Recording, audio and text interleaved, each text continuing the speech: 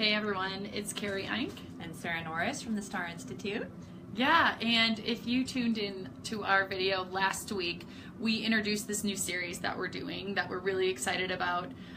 We are shifting into telling stories. And last week we talked about the story of kind of how the adolescent adult sensory program at STAR, the story of how it unfolded. And so this week we decided, kicking off, we've had some awesome response from many of you guys out there wanting to share your story, and we're already hearing back from some of you, and that's really great, and it's really kind of propelling us forward with this series. And so what we thought might be most helpful is starting off the personal stories with our own personal stories. We felt like if we're going to be reaching out to you guys, asking you to be vulnerable, reaching out, telling us your journey with SPD, we felt like it probably makes most sense to start with us and our journey with SPD. So we were talking about this ahead of time, and Carrie and I were both sharing how in some ways we had very similar reasons for coming and getting into this field and staying here, and why it's really hooked us and why we really love it.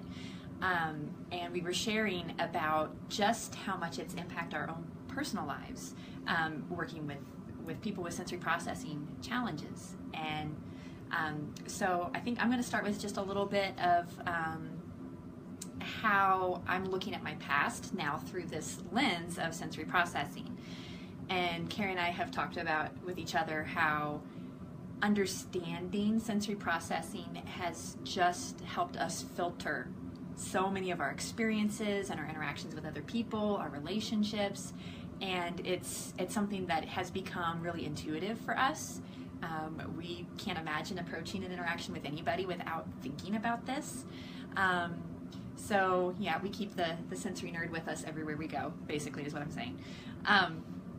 But thinking back to my childhood, I can remember what my sensory profile looked like. And I was definitely more a sensory seeker, way more than I am now. And as I've gotten older, it's changed. I don't seek sensation as much or as intensely as I used to. And I'm actually noticing as I'm getting older that I have sensitivities and I have discrimination challenges. But all of that is in the realm of I can function, sometimes better than others. And so as much as I can reflect on, I have a sensory profile and I have these sensory differences, I'm also most of the time, don't ask my husband, I'm pretty functional. So I don't want to downplay the impact that sensory processing challenges can have for other people in reflecting on my past. Because the way I process sensations has definitely impacted the way that I've developed and how I've interacted with other people throughout the years. And sometimes it has caused me problems, but there typically have been short-lived problems that I'm able to overcome. And I know that that's not the case for everyone, and certainly not the people that we work with. So I didn't want to downplay at all the struggle that can come along with sensory processing challenges. Yeah, I think that kind of goes hand in hand with, we've mentioned it in previous videos, talking about what's the difference between sensory processing differences and sensory processing disorder. And really when we're talking about SPD, we're talking about it's something that's impacting your ability to be able to be independent throughout your daily life because of the way you're processing sensations.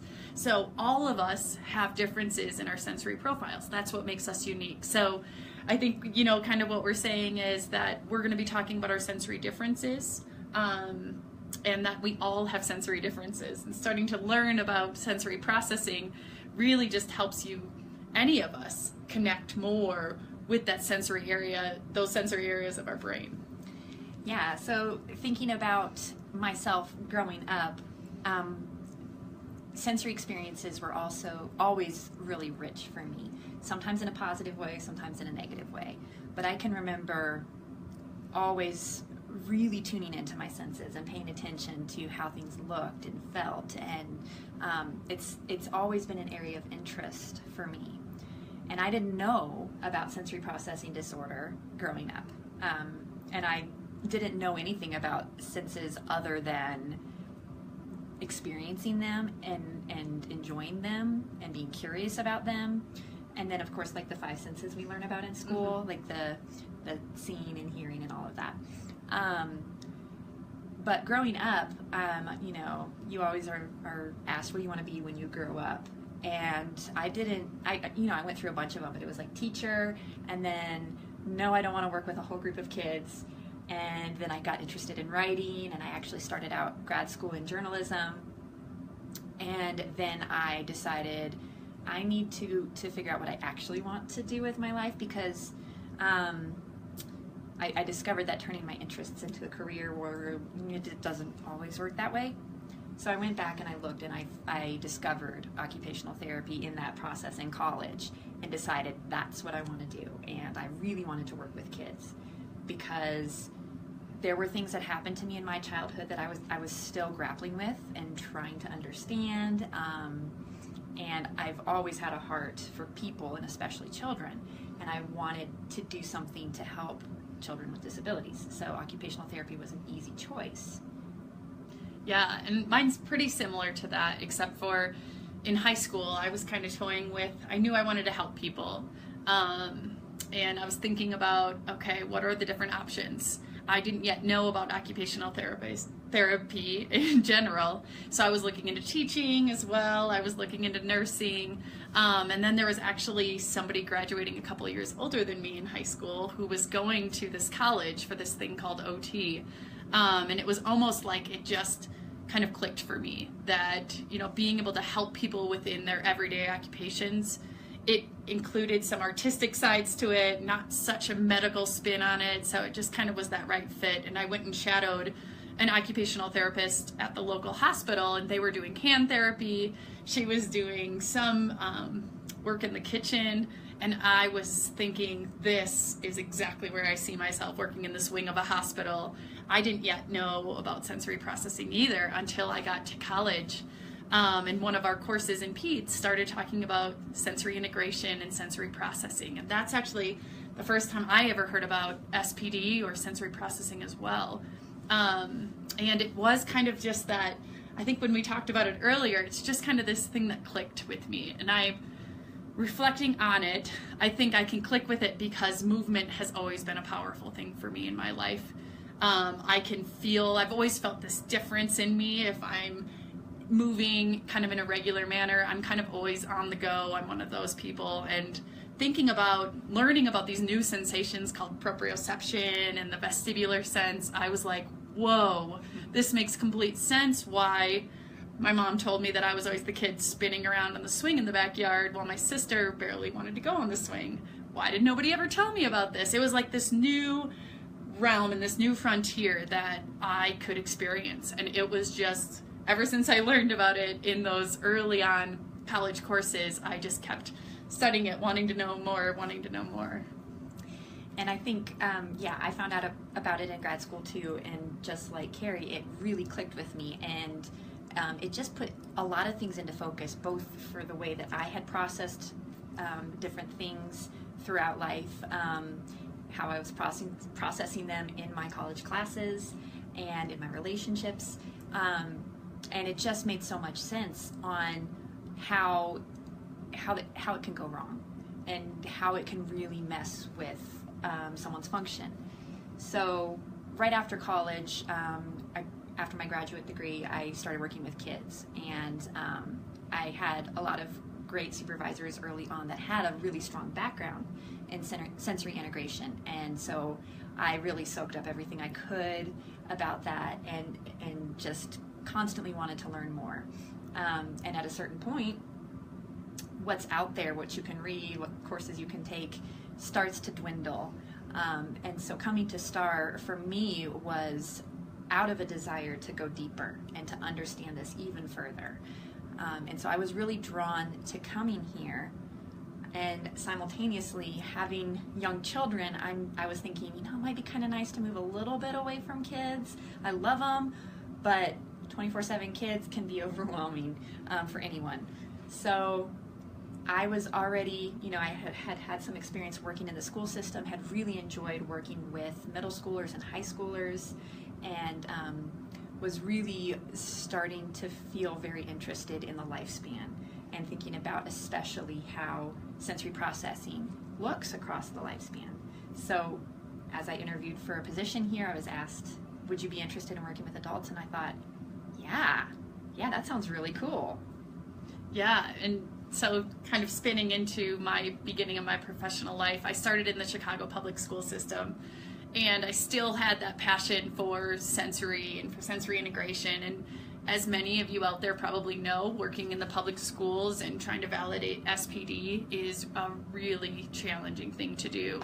I just found that starting out in my professional career, that probably wasn't the area I was going to learn a lot about it. So I switched to a private practice in Chicago, and that specialized in sensory, and it was a smaller clinic, so I was working, learning, reading every book there was, reading every website. I found out about STAR a lot more once I did the SOS course, and I came here and did the mentorship a few months before I started here, and I started learning about how STAR incorporates the whole family into its treatment, and thinking about every member of the family and getting the parents, switching over the magic moments that happen in a therapy gym, switching them over to the parents. And it really just resonated so brightly with me. Growing up in rural areas, I grew up with not only a sibling who grew up with a lifelong condition, but a lot of people around me who, services were just lacking. And I always felt like I wish there could just be more. And I wish there could be more for the parents of these kids, for the siblings of these kids. Being a sibling who learned about my sister's lifelong condition, but not really ever fully understanding it, going to my parents and us really not fully understanding all the impacts and understanding if this, then we can do this. And that's what STAR, that's the whole model behind STAR, and incorporating the whole family and educating everybody and empowering joy. And I just, every day that I'm working here, I just feel like it's kind of me, being able to give back for what maybe wasn't available to me. I just, like many of my adult clients tell me, they didn't know about SPD when they were younger, and I didn't either. And so I didn't have the opportunity to find something like this. And so it just kind of feels like kind of coming full circle and being able to help the parents, providing group classes, providing individual treatment sessions with the siblings in it. That's really what lights my fire. And I think, having the opportunity to be a part of the adolescent adult program, it's incorporating the whole family and through the lifespan. And knowing that, being around siblings, family members who have lifelong conditions, it really just makes sense that we can't just treat kids. We need to treat them through the lifespan. And I've seen that firsthand, from a variety of people in my life, how it doesn't just stop. If it's a lifelong condition, we can't just look at them while they're in the school age and then kind of just let it go. We need to keep addressing it. And it's, being able to connect with all of you adolescents and adults in the SPD community, either through my treatment, from what we're hearing from you guys in the comments, from what we're hearing from you in emails, it really is just really where drives my passion towards wanting to do more of this. It's such a need, and really thinking from that holistic perspective has been really, really powerful for me. And I think as Carrie and I, we both have this interest in continuously learning and growing, and we love doing that with our clients. And it really fuels me and makes me want to keep going and learning when I have a client who's teaching me. And I think that's one of the greatest benefits of working with teens and adults, is that it opens you up to different ways of thinking and of seeing the world. And I know it's definitely made me think deeper about the children that I'm working with, and thinking about what are they going to look like when they're adults, and how can we make that a positive trajectory for them, and supporting the parents in that. But I think one of the things that has been so amazing about working with teens and adults is just the incredible stories that they have. sometimes it's stories of overcoming challenges, being bullied, not feeling understood. Sometimes it's a lot more about things that they've found as their strengths and their passions, and how they've used those to get through life. But it never ceases to amaze me how people can be so different and so incredibly amazing in their own ways. And it's such a pleasure to hear those stories, and is part of the reason why Carrie and I want those stories to be shared with a wider community. Because those of you who have SPD, or think you have SPD, or even know someone who has SPD, there is a story that's worth sharing, because there are people out there who have very similar stories or can relate to some of the struggles or some of the strengths. And because our society is so segmented now, and we are very individualistic, and we spend a lot of our time on our own or in kind of casual social settings, we might not get the kinds of connections that I found that people with sensory processing challenges really deeply need. And they don't just need superficial connections, they need really deep and meaningful connections. And I think that there is such an opportunity for that to be cultivated. And yeah, it's going to be online, at least initially, but it's a place to start.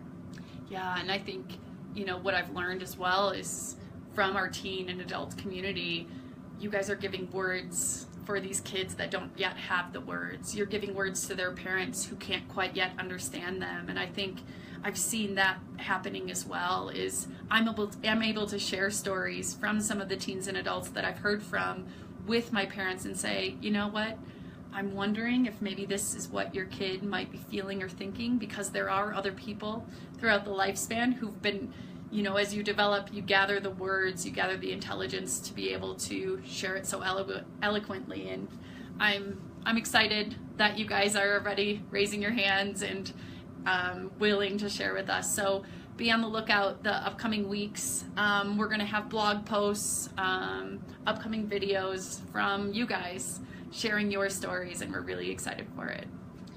So if you're still interested and you haven't signed up yet, please make a comment below, send us a private message. Once we have your email address or phone number, we'll get in touch with you and share more details. Thanks, guys.